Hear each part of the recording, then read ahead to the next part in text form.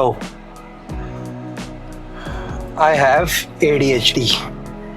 ADHD का full form होता है attention deficit hyper activity disorder. इसमें क्या होता है, आपका जो डोपामीन होता है वो नॉर्मल लोगों से कम होता है लोगों का। ये मैं डायग्नोस हुआ हूँ ADHD को लेके।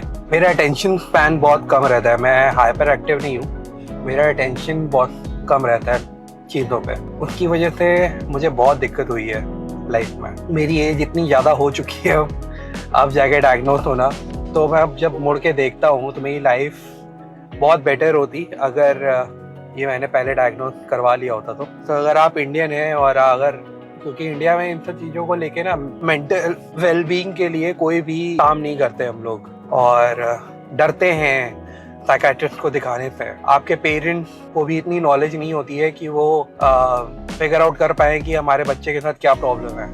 और ख़ासकर जो मिलेनियल्स हैं उनके साथ तो ये प्रॉब्लम बहुत है कि उनके पेरेंट्स नहीं समझते ये सब बातें। तो जो भी मिलेनियल्स हैं उन लोगों को खुद समझना पड़ेगा उनको क्या प्रॉब्लम है, क्या वो प्रॉब्लम फेस कर रहे हैं। जैसे मैंने ये फिगर आउट किया, मैंने जब मेरे को बहुत ब्रेन फॉग होता था, मैंने ब्रेन फॉग अपना सही किया और ध्यान दिया अपने काम पे, फिर भी मेरा अटेंशन स्पैन लोगों के मुकाबले बहुत ज़्यादा कम है। और मैं नॉर्मल 9 to 5 जैसे लोग काम करते हैं ना, मैं नहीं कर सकता।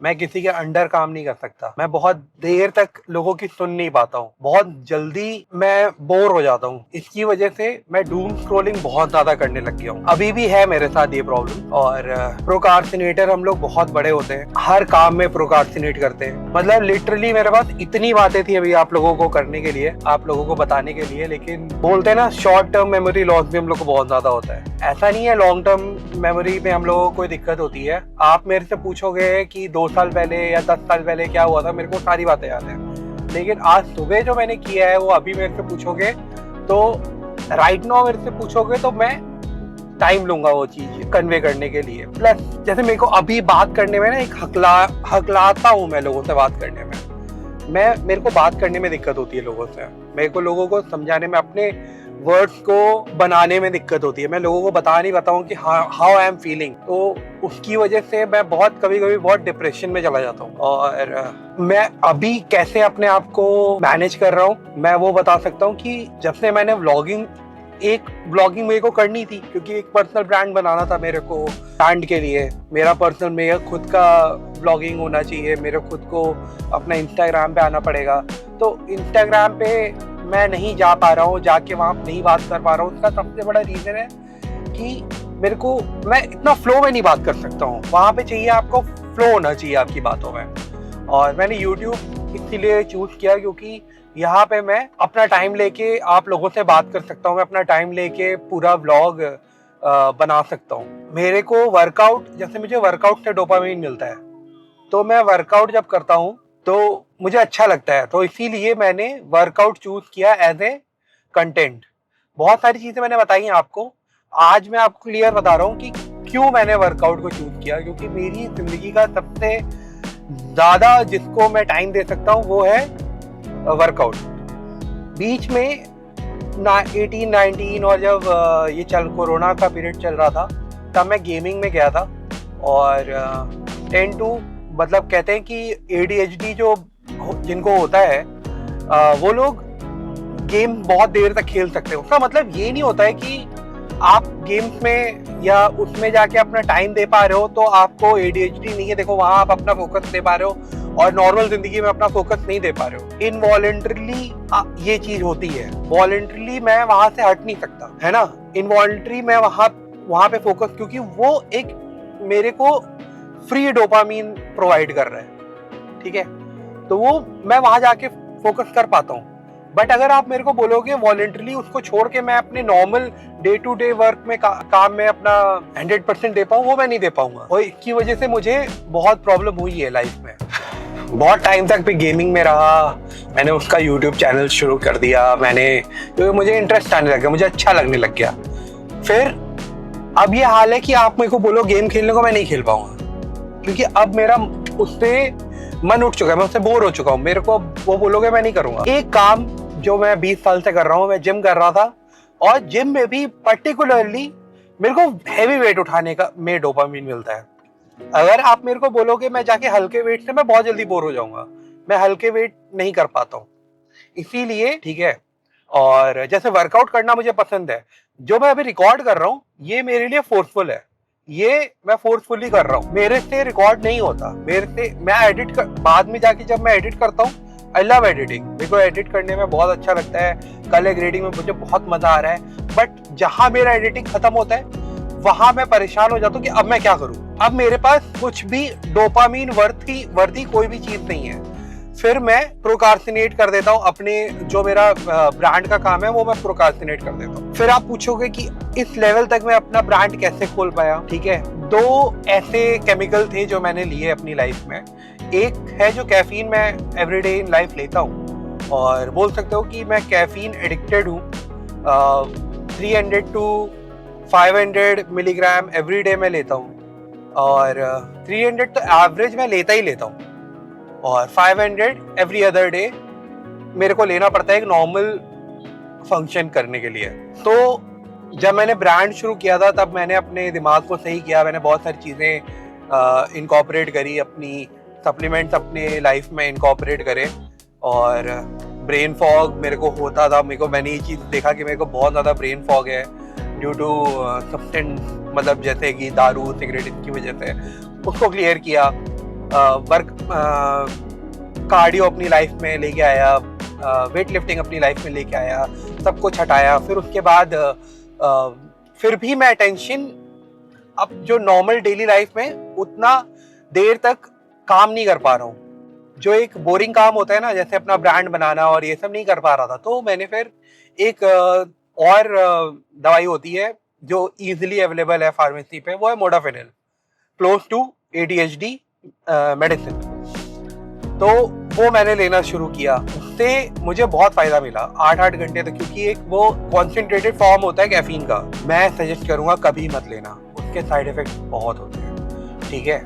उसकी वजह से हाँ, लेकिन मुझे बहुत अच्छा फील हुआ, उसकी वजह से मैं बहुत कॉन्सेंट्रेट कर पाया, और मैंने वेबसाइट जो बनाई, उसके बाद बहुत सारे काम जो अपने ब्रांड के हैं मैंने उसकी वजह से कंप्लीट किए। अभी लास्ट टाइम मतलब 3-4 महीने पहले तक मैंने, जब भी मुझे बहुत ज़्यादा ऐसा लगता है मैं काम नहीं कर पा रहा हूँ, मैं मोडाफिनिल ले लेता था।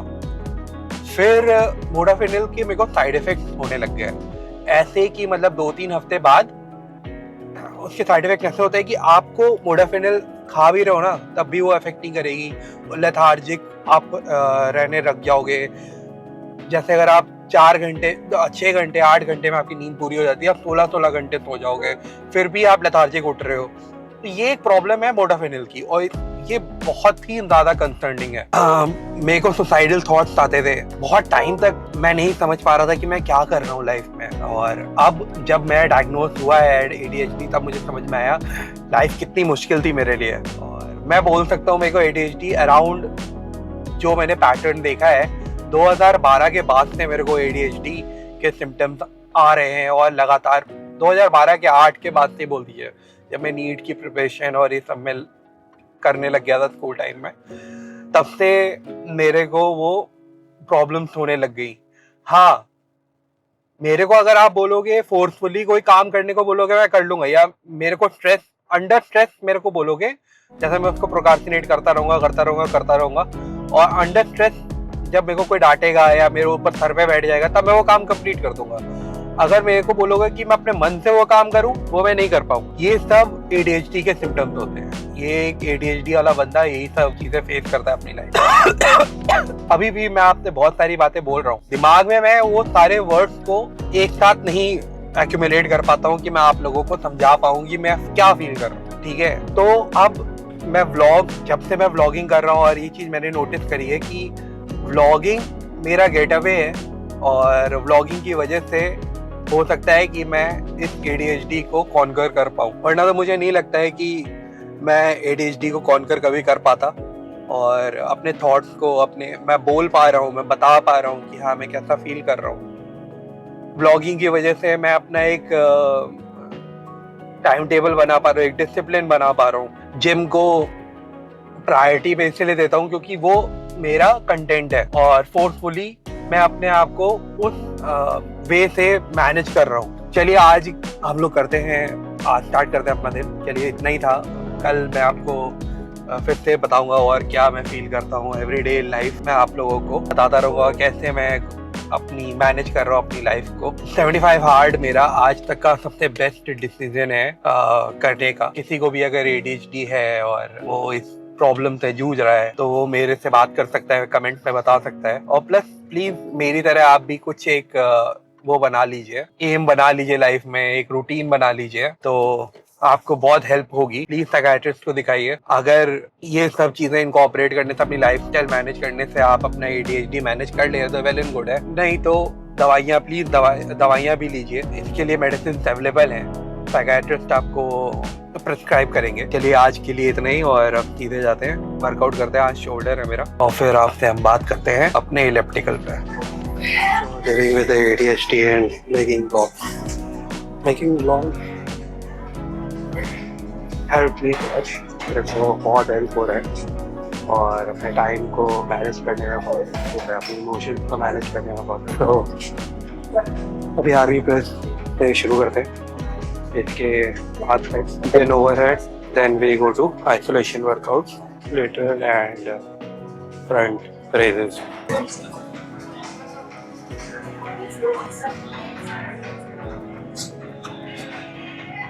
नहीं कर रहे क्या? वर्कआउट नहीं किया? वर्कआउट नहीं किया? कार्डियो करा सर, 1 घंटे का कार्डियो।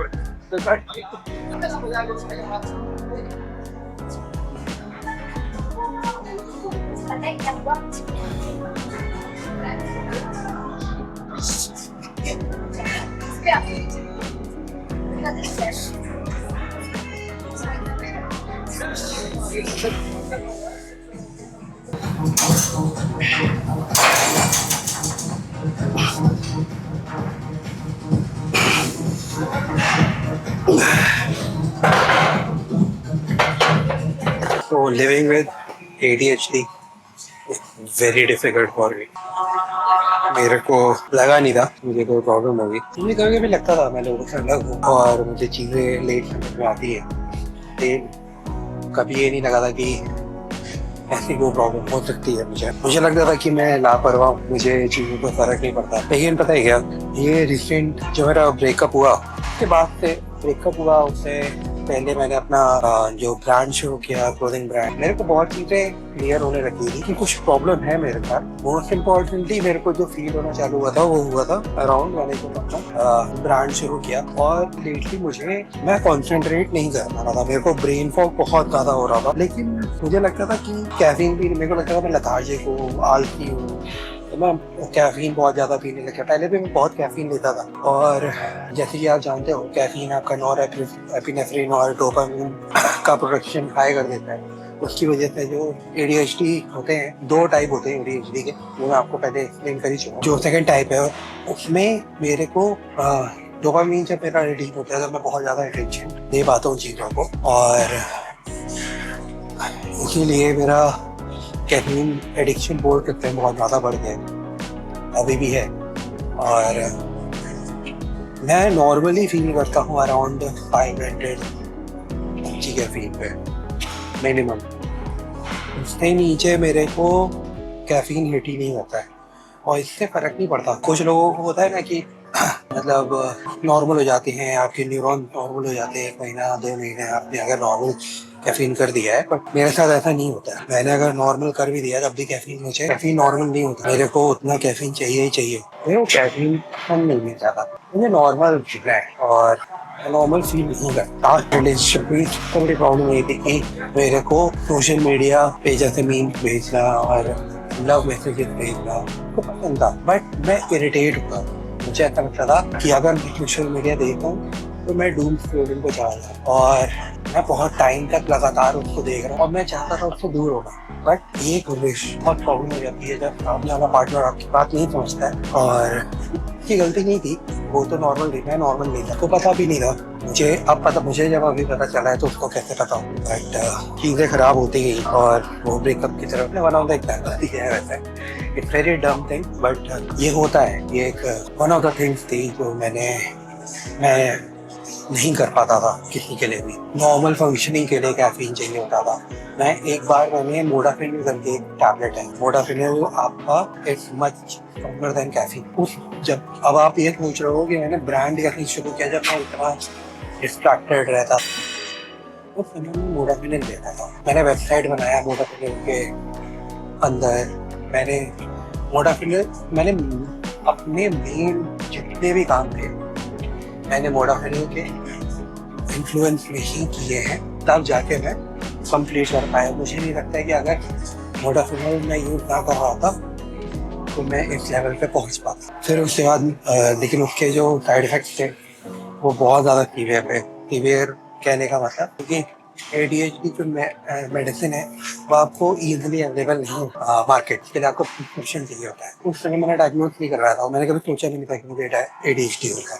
मोडाफिनिल ईजिली अवेलेबल था फार्मेसी में। मैंने रिसर्च किया, मैंने बोला कि चलो लेके देखते हैं, और उसने मेरा वर्क किया और बहुत ज़्यादा वर्क किया, बट इससे ज़्यादा नहीं ले सकता था क्योंकि इट्स वेरी वेरी वेरी मैं सजेस्ट करूँगा कभी ट्राई। उसके साइड इफेक्ट ऐसे होते थे कि 3-4 दिन तो आप बहुत ही नॉर्मल फंक्शन करोगे, आपको लगेगा सब कुछ सही जा रहा है, आपका डोपामिन बहुत हाई रहेंगे। लेकिन 2-3 दिन बाद ऐसा हो जाता था कि आप सो रहे हो तो सो रहे हो, आपका मन कहीं नहीं लगेगा। आप मोडाफिनिल का टैबलेट ले भी लोगे ना, वो वर्क नहीं करेगा, ये हाल हो जाता था। तो बहुत ही ज़्यादा जब मुझे काम होता था तभी मैं ले पाता था, लेकिन इसके साइड इफेक्ट इतने ज़्यादा सीरियस थे कि मैं उसे कंटिन्यू नहीं कर पाया। Now I am planning to take ADHD medicine जिसके साइड इफेक्ट्स कम होते हैं, और बट वो नॉर्मली अवेलेबल नहीं होता है, प्रिस्क्रिप्शन भी होता है। मेरी एज में मैंने, क्योंकि बहुत जितना इंसान को अपना पूरा दिन मैनेज करना चाहिए मैंने वो कर लिया है नॉर्मल ADHD के जो पेशेंट्स होते हैं उसके हिसाब से, बट फिर भी बिना मेडिसिन के मेरा काम नहीं होता। I am very easily distracted, low in dopamine, low in everything. और ब्रांड वर्क ना होता है, मेरी कंपनी ना होती, मेरा पैसा ना लगा होता तो हो सकता है कि मैं मेडिसिन ना भी, बट अब लेना पड़ता है।